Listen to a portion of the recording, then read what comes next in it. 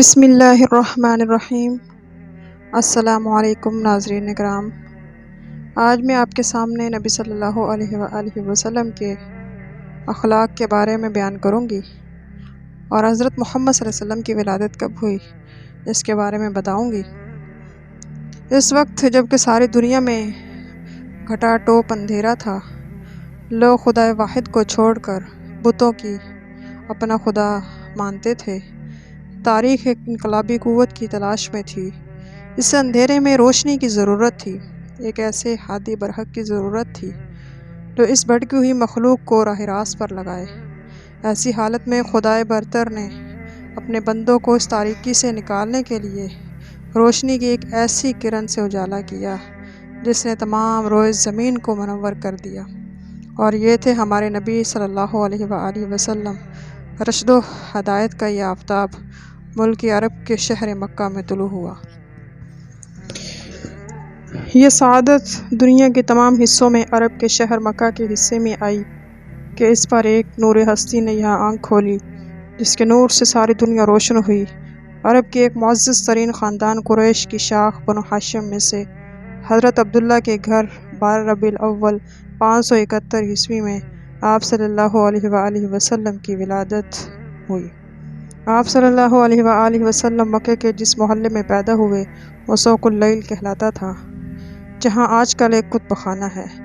آپ صلی اللہ علیہ وآلہ وسلم کی والدہ کا نام حضرت آمنہ اور والد کا نام عبداللہ تھا۔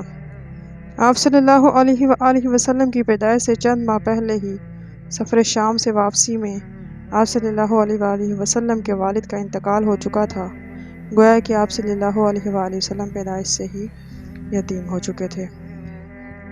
آپ صلی اللہ علیہ وآلہ وسلم کے دادا نے، جن کا نام عبد المطلب تھا، اپنے پوتے کی پیدائش پر نہایت خوشی کا اظہار کیا،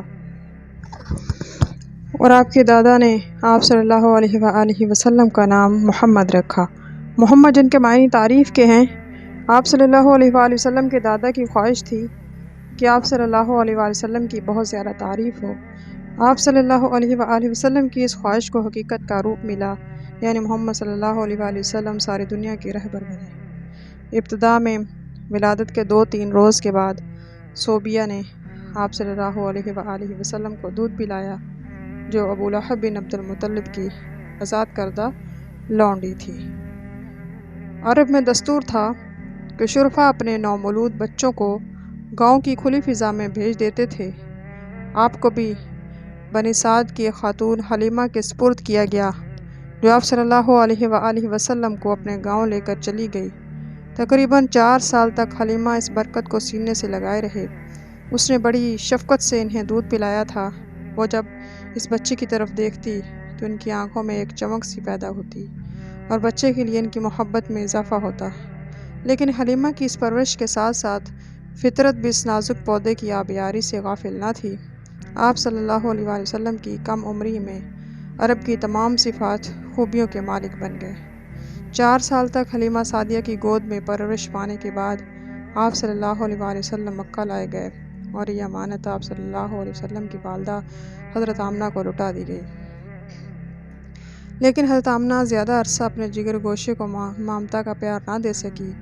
وہ آپ صلی اللہ علیہ وآلہ وسلم کی پیدائش کے 6 سال ہی اپنے شوہر کی قبر کی زیارت کے لیے واپسی پر انتقال فرما گئی۔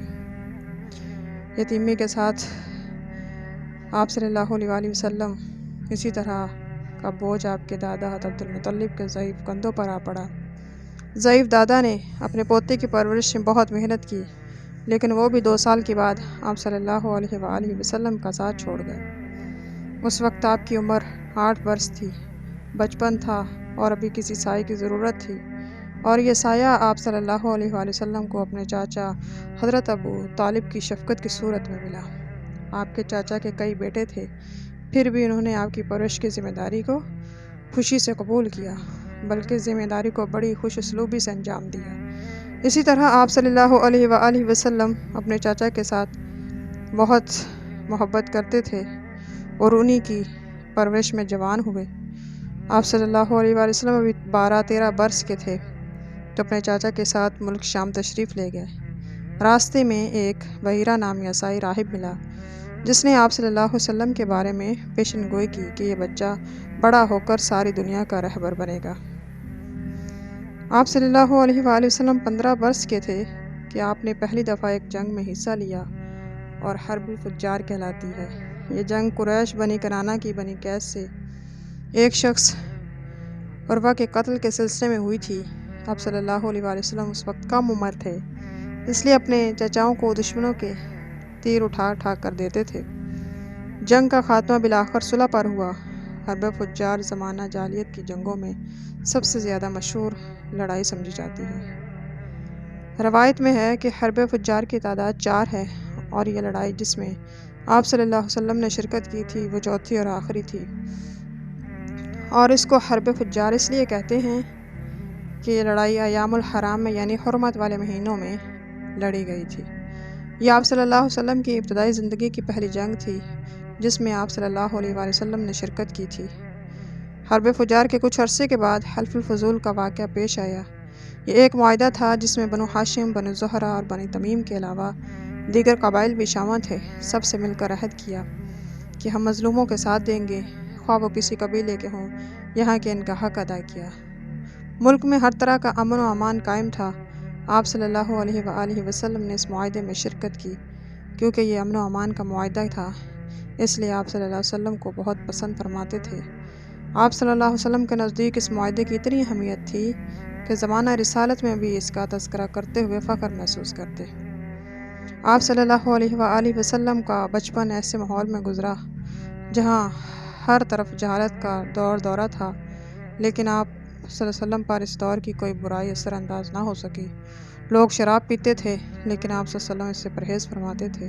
لوگ جھوٹ بولتے تھے، آپ صلی اللہ علیہ وسلم جھوٹ سے نفرت کرتے تھے، اور جس کی وجہ سے آپ صلی اللہ علیہ وسلم صادق کے لقب سے مشہور ہوئے۔